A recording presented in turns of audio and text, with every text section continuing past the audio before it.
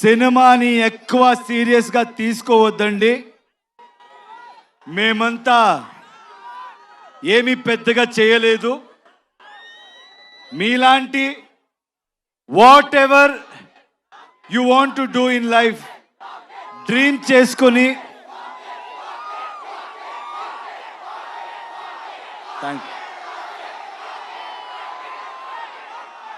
చేసుకొని మీరు వెళ్తే ఏ ప్రొఫెషన్ అవ్వచ్చు, రెస్పెక్ట్ దొరుకుతుంది, సక్సెస్ దొరుకుతుంది.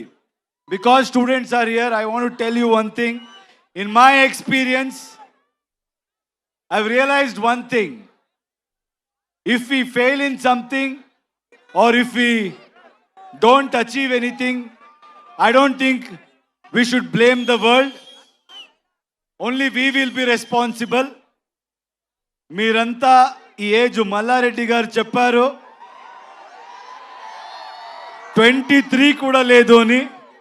ఆయన కూడా 23 లాగే ఉన్నారు. సో నేను నమ్మేస్తాను. ఒక రిక్వెస్ట్ అండి యంగ్స్టర్స్కి.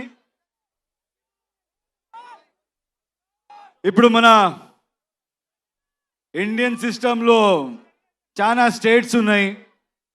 అందరికీ మన లాంగ్వేజ్ ఉంది. అందరూ మన లాంగ్వేజ్తో చాలా ప్రేమ పెట్టుకున్నాము. కానీ ఇప్పుడు జనరేషన్, ఇప్పుడు టైం ఏంటంటే we all should come together. Anybody who tries to break it, anybody who tries to play politics with it, I don't think మీరెవరు వినకూడదు.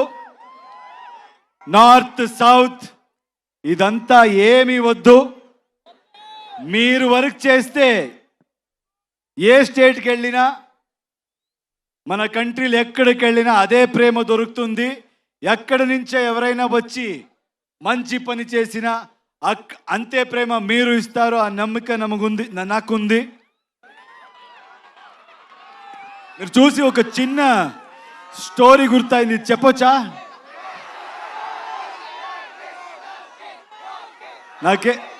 నాకు స్టూడెంట్స్ చూస్తే